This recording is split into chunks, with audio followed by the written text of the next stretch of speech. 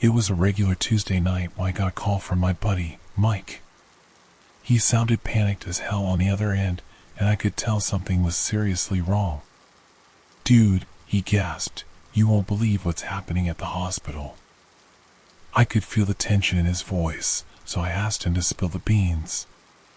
Mike worked as a nurse at St. Mary's Hospital, and he'd never been one to freak out over nothing. He launched into his tale, his words tumbling out in a rush. "It's this bizarre epidemic, man. People coming in perfectly fine, and then, bam, they're on death's doorstep. It's like something out of a horror movie. Doctors are scratching their heads, nurses are freaked out, and the patients, well, they're terrified."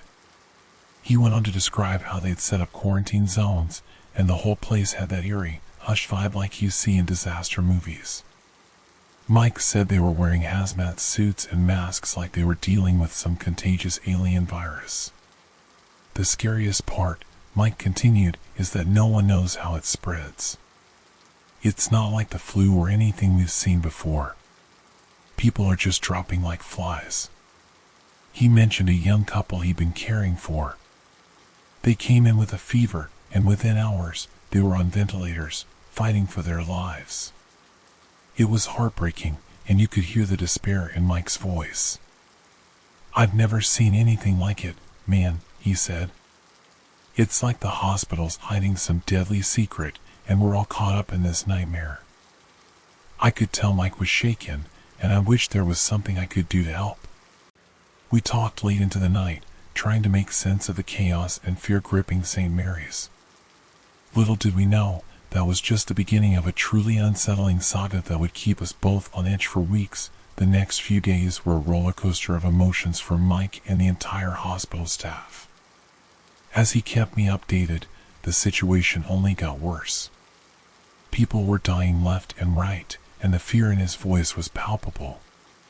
"They're calling it the silent plague," he told me one night, his voice trembling. "Nobody knows where it came from or how to stop it.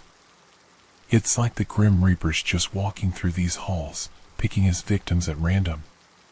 Despite the grim circumstances, Mike and his colleagues were doing everything they could. They worked tirelessly, trying different treatments, consulting with experts, and praying for some kind of breakthrough. One night, he shared a particularly chilling story. He'd been on the night shift, and the hospital was eerily quiet, except for the sound of the ventilators and the occasional beep from the monitors. "I was checking on a patient in the quarantine zone," Mike began, "when I heard this whispering. At first, I thought it was just my imagination playing tricks on me, but then I heard it again. It was like someone was whispering my name." His voice shook as he recounted the experience. "I looked around, and there was no one there. Just rows of empty beds and those damn machines. But I swear, I heard it, clear as day." The hair on the back of my neck stood on end as he continued. "It said, 'Mike, help us.' I felt this cold chill run down my spine, and I hightailed it out of there." Mike's story sent shivers down my own spine. It was as if the hospital itself was haunted by the suffering of those afflicted by this mysterious illness. Weeks turned into months, and the situation at St. Mary's remained dire. The news had caught wind of the unfolding tragedy, and it was all over the headlines. The city was in a state of panic, and the hospital was overwhelmed.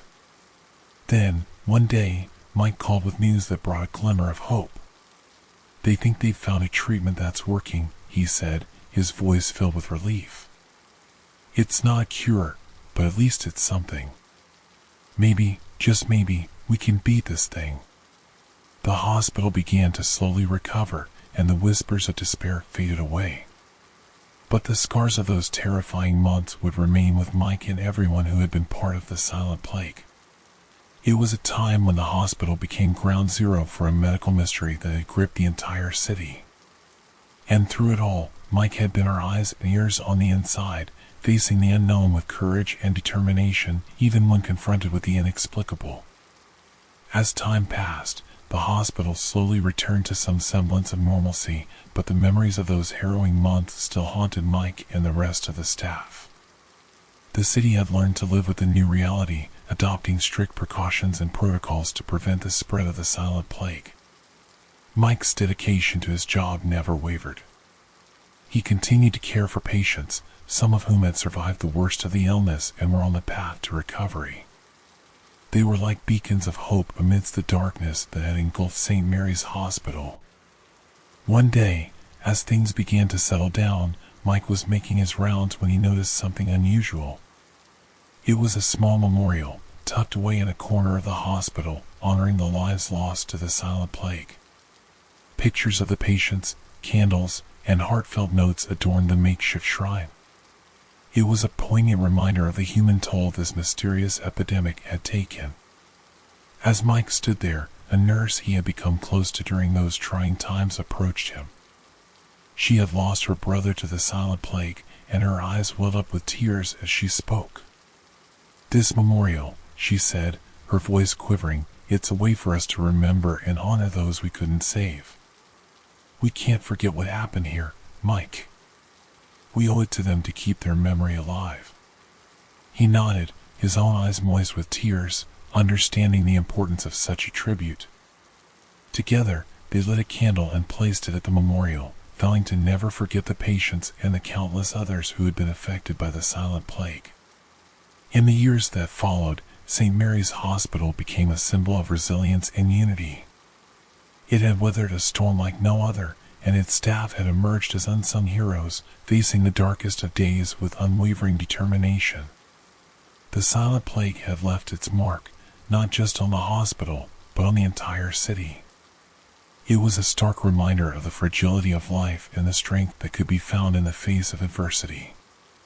Mike, with his first-hand account of the ordeal, had become a living testament to the courage and compassion of those who had fought the silent plague and emerged stronger for it.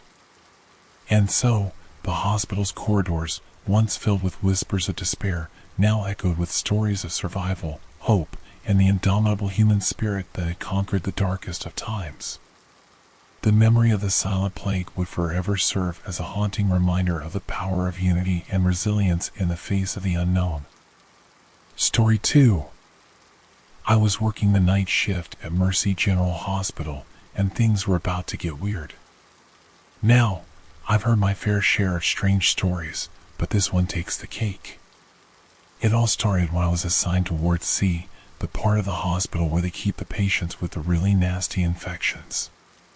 The whole place had that creepy, sterile smell, and the fluorescent lights flickered like they were about to give up the ghost.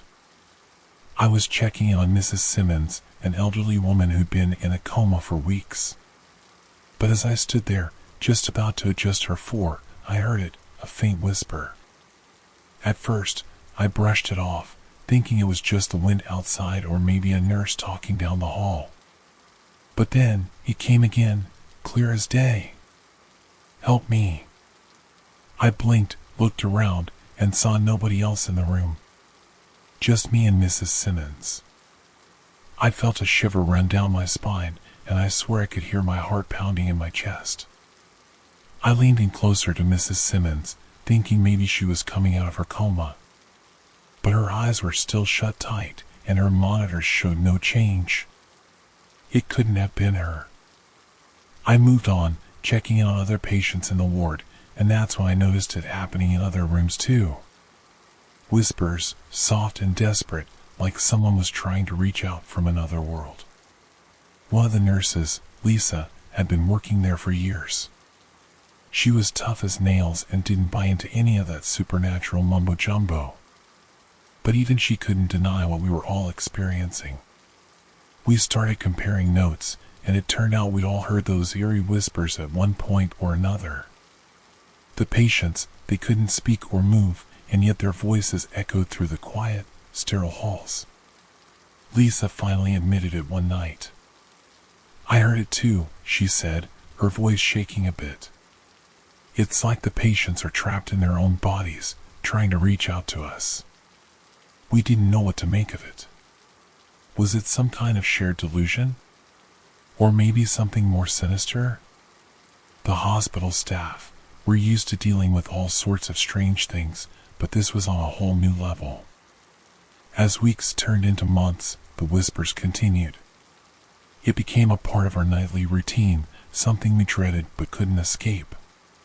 We tried to comfort the patients as best as we could, but it felt like we were dancing on the edge of the unknown. To this day, I can't explain those eerie whispers, and I don't think anyone who worked at Mercy General during that time can either. It's a story we share, late at night, over a drink, wondering if we'll ever understand the mystery of the whispering patients. The eerie whispers in Mercy General Hospital continue to baffle us all. We come to expect them during the night shift, like an unsettling but strangely familiar presence that hung in the air. One night, as I was making my rounds, I heard a particularly desperate whisper coming from a room at the far end of the ward. I rushed inside, and there was Mr. Johnson, an elderly man who'd been unresponsive for months. His eyes were wide open, and he was mouthing words, his frail voice barely audible. I leaned in, straining to hear. "Can't breathe, help me." My heart sank. Mr. Johnson was gasping for air, but his oxygen levels were stable, and there were no signs of distress on the monitors. It was like he was trapped in his own body, unable to communicate his agony. I called for the nurse on duty, and together, we tried to comfort him as best we could. But the frustration and helplessness we felt were palpable. We couldn't ease his suffering, and the whispers from other rooms continued to haunt us. Word began to spread through the hospital, and more staff members started sharing their own encounters with the whispering patients. It was no longer a secret, and some nurses even refused to work the night shift on Ward C. The hospital administration launched an investigation, bringing in experts in neurology, psychology, and paranormal phenomena. They ran countless tests, monitored brain activity, and reviewed security footage. But the results were inconclusive, and the mystery deepened. As time passed, we couldn't shake the feeling that there was something supernatural at play. Some of the staff began to speculate that the hospital itself was haunted, that the souls of the suffering patients were somehow tethered to Ward C. One particularly stormy night, as I was making my rounds, the power went out in the entire hospital. The corridors plunged into darkness, and the only source of light came from the occasional flash of lightning outside. In the pitch-black silence, the whispers grew louder and more frantic. It was as if the patients knew something was amiss, and their voices reached a crescendo of despair. I stumbled through the dark, trying to reach their rooms, guided only by the chilling sound of their pleas. The power eventually came back on, but that night would haunt me forever. It felt like a turning point, as if the hospital itself had responded to our torment. In the end, the whispers in Mercy General Hospital remained an unsolved mystery. Some of us left the hospital, unable to bear the weight of the unexplained phenomena any longer. Others stayed, their curiosity and determination outweighing their fear. To this day, if you ask any nurse or staff member who worked on Ward C during that time, they'll have a story to tell about the whispering patients. It was a chapter in our lives that defied explanation, reminding us that sometimes, even in the world of medicine and science, there are mysteries we may never fully understand. The mystery of the whispering patients cast a shadow over Mercy General Hospital, but life in the medical field had to go on. Despite the lingering unease, we continued to care for our patients, offering them the best treatment and support we could muster.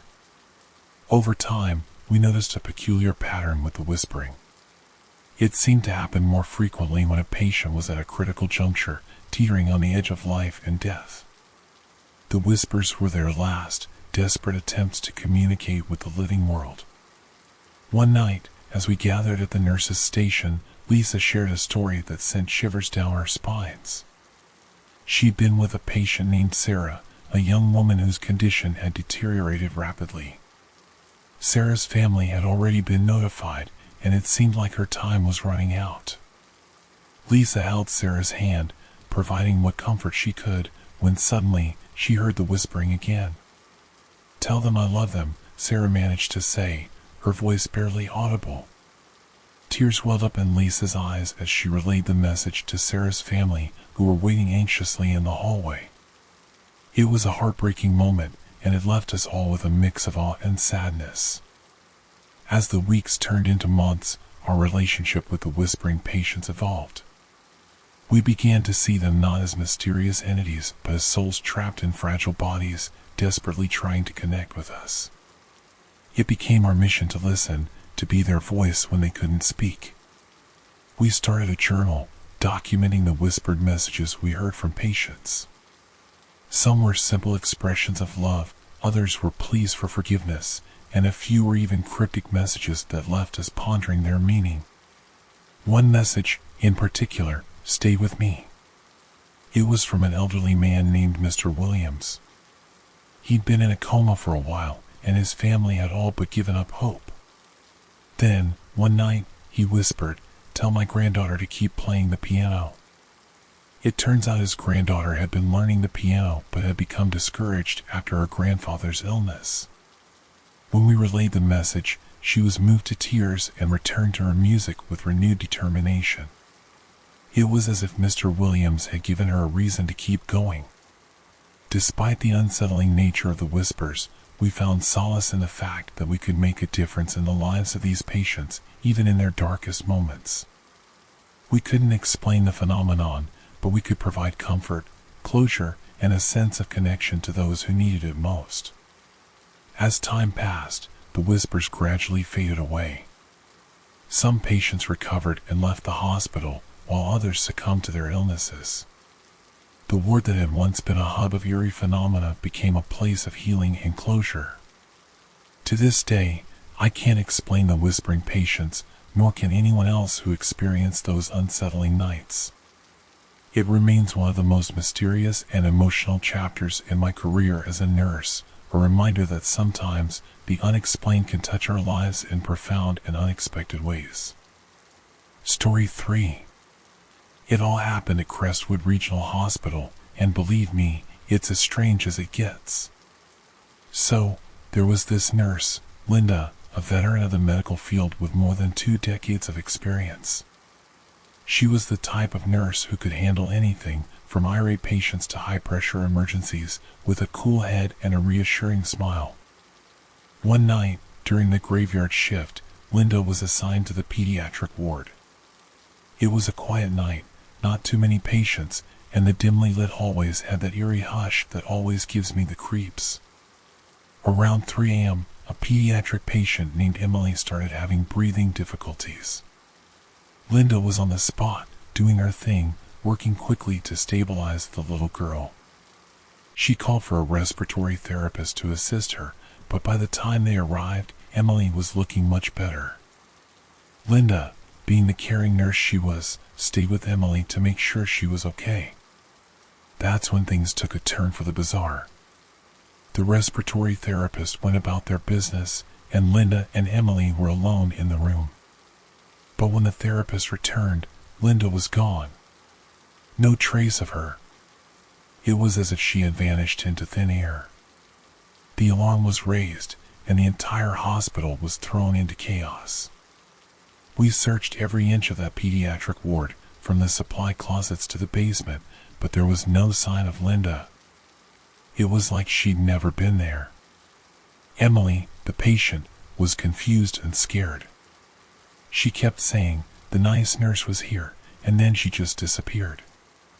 It sent shivers down our spines. The security footage was no help either. It showed Linda entering Emily's room, but there was no footage of her leaving. It was like she'd stepped into another dimension or something. The police were called in to investigate, and they questioned everyone in the hospital. But nobody had seen anything unusual. Linda had simply vanished while caring for a patient. Days turned into weeks, and Linda remained missing. The hospital staff were spooked, to say the least. We couldn't wrap our heads around it. There was no motive, no evidence of foul play, nothing to explain her disappearance. The pediatric ward became a place of dread for us all. Some nurses claimed they heard faint whispers in the corridors at night, and others said they'd seen shadowy figures out of the corner of their eyes. It was like the hospital had become haunted by Linda's mysterious vanishing.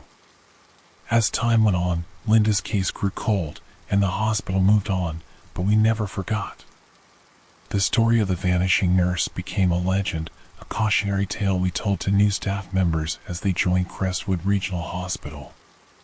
To this day, no one knows what happened to Linda, and her disappearance remains one of the most perplexing and unsettling mysteries in the annals of our hospital's history. It's a chilling reminder that sometimes the inexplicable is closer than we think, lurking in the very place we expect to find comfort and care. The legend of Linda's vanishing haunted Crestwood Regional Hospital for years to come. Nurses shared eerie stories about their encounters on the pediatric ward, and even the bravest among us couldn't help but feel a sense of unease whenever we had to work there during the night shift. Patients and their families also picked up on the strange atmosphere. They'd ask about the nice nurse who vanished, and it was always difficult to provide a reassuring answer. The hospital's reputation took a hit, and some patients even requested to be transferred to different facilities. The police continued their investigation, but despite their best efforts, they couldn't uncover any new leads. Linda's family was devastated, clinging to the hope that one day she would return, but as the years passed, that hope dwindled. For a while, the hospital considered closing down the pediatric ward entirely, but the need for specialized care for young patients was too great, and so it remained open, an unsettling reminder of what had occurred. Every now and then, someone claimed to have seen Linda's face in a passing reflection or heard her voice in the late-night silence. Some even believed she had become a guardian spirit, watching over the patients in her absence. The mystery of Linda's vanishing became a topic of fascination and fear for the entire community. Books and documentaries were made, and amateur sleuths and paranormal investigators tried to unravel the enigma, but they were no closer to finding answers than we were. As for the hospital staff, we learned to live with the strange occurrences. We grew accustomed to the whispers in the night and the occasional eerie feeling that Linda was still there, tending to her patients, even though she was nowhere to be seen. In the end, Crestwood Regional Hospital never truly shook off the specter of Linda's disappearance. It was a mystery that defied explanation, a chilling reminder that sometimes reality can be stranger than anything we could imagine.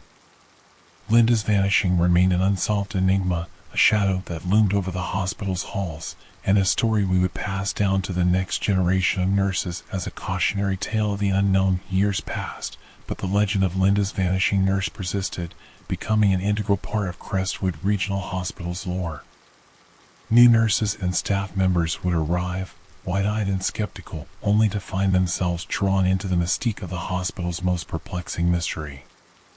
There were nights when the pediatric ward would come alive with whispers and hushed conversations. Nurses would gather, sharing their own Linda stories, trying to make sense of the unexplainable. Some swore they'd seen glimpses of her in the dimly lit hallways, fleeting but unmistakable. Patients, too, began to have their own experiences. Children, especially, would claim to have seen a friendly nurse with a warm smile who comforted them in their darkest hours.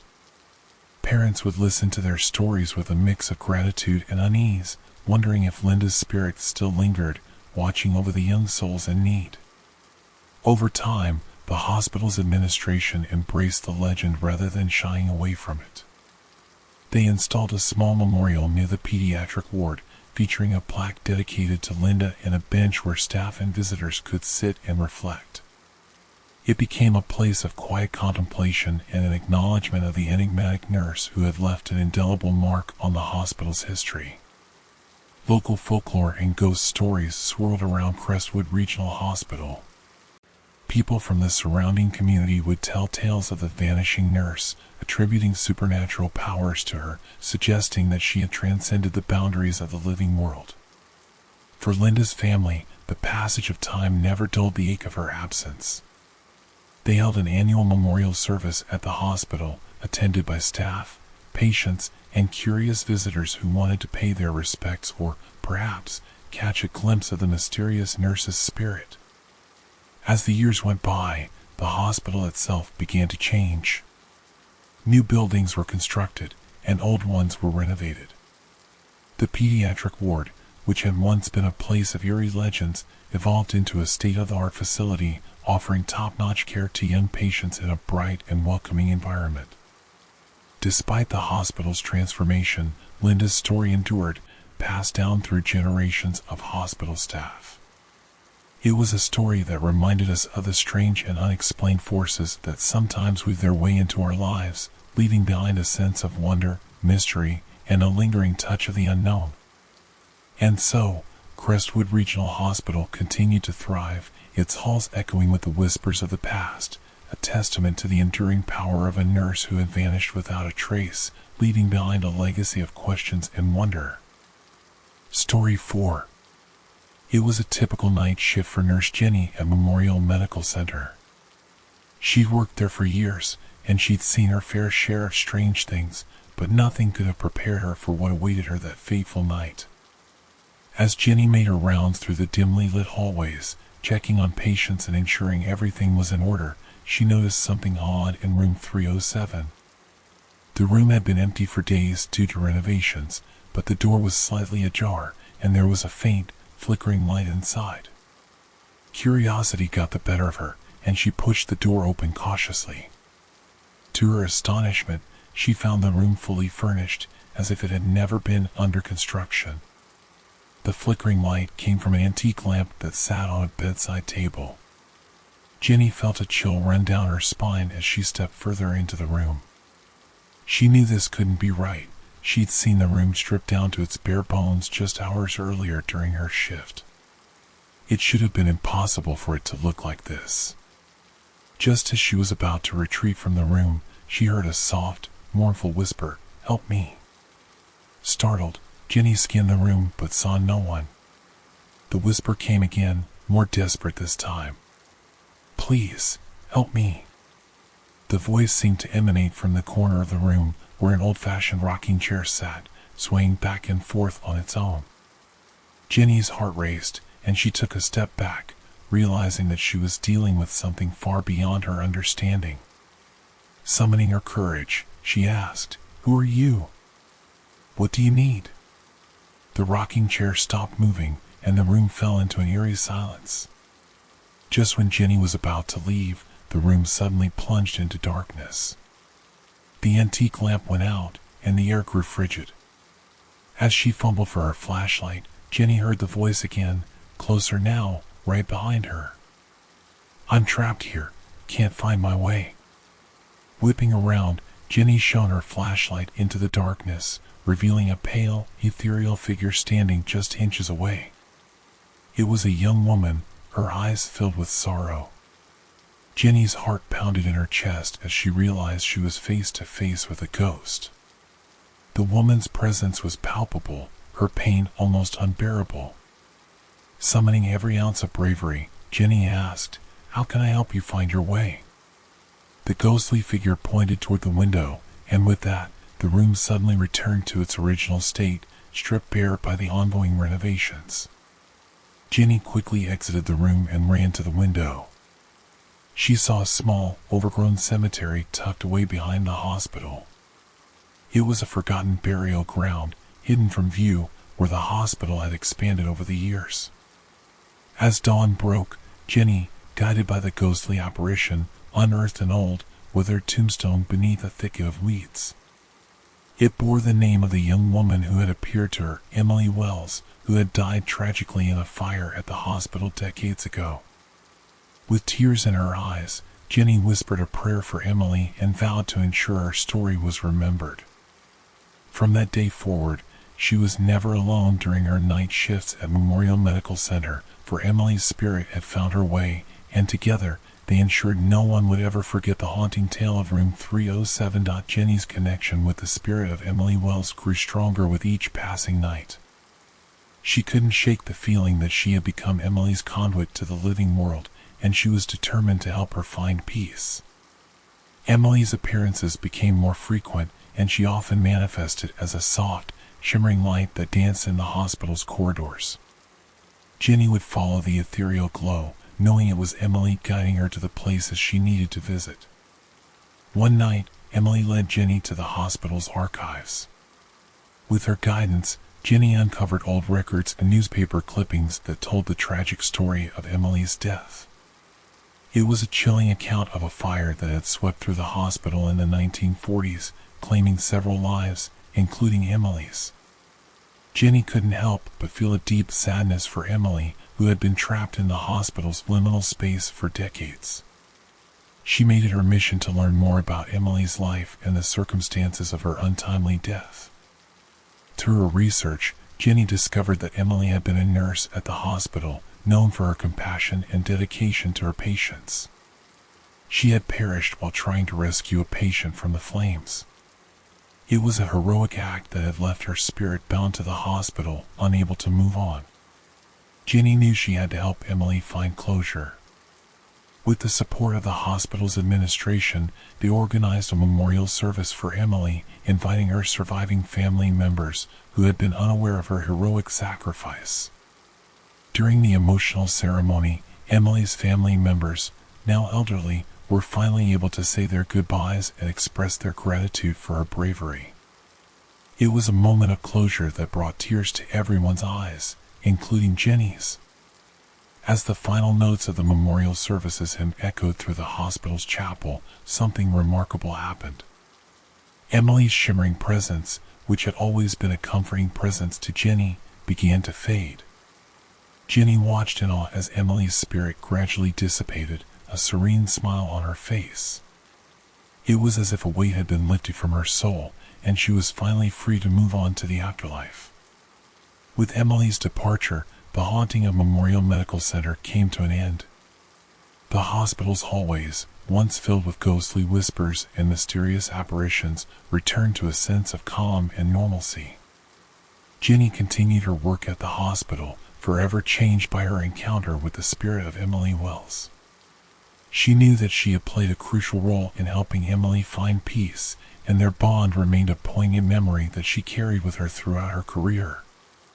And so, the tale of Memorial Medical Center's haunting became a story of redemption and closure, a reminder that even in the darkest of places, compassion and determination can bridge the gap between the living and the departed, offering solace to restless souls and peace to the living. In the years that followed Emily's peaceful departure, the hospital staff and patients felt a profound change in the atmosphere of Memorial Medical Center. The once eerie and unsettling presence had been replaced by a sense of tranquility and serenity. Jenny, who had been at the center of this extraordinary experience, continued her work as a nurse with a newfound perspective. She felt a deep connection to the hospital and its history, a connection that extended beyond the realm of the living. Emily's memory remained alive within the hospital's walls, not as a haunting presence, but as a guardian spirit, watching over patients and offering solace during their darkest hours. Many staff members reported feeling a comforting presence during difficult procedures or late-night shifts, as if Emily was still there, offering her support. The hospital administration decided to honor Emily's memory by dedicating a section of the hospital to her. They established the Emily Wells Memorial Wing, which became a place of healing and compassion. Nurses and doctors working in this wing often spoke of feeling an extra layer of protection and guidance, knowing that Emily's spirit was watching over them. Emily's story became a source of inspiration for the hospital staff, a reminder of the selflessness and bravery that defined their profession. Her legacy was celebrated not as a haunting specter, but as a symbol of the unwavering dedication and compassion that nurses like Jenny brought to their work every day. As time went on, the tale of Memorial Medical Center's haunting evolved into a heartwarming story of healing, unity, and the enduring power of compassion. It was a reminder that even in the face of the supernatural and the unexplained, the human spirit could prevail, bringing closure to the restless and comfort to the living.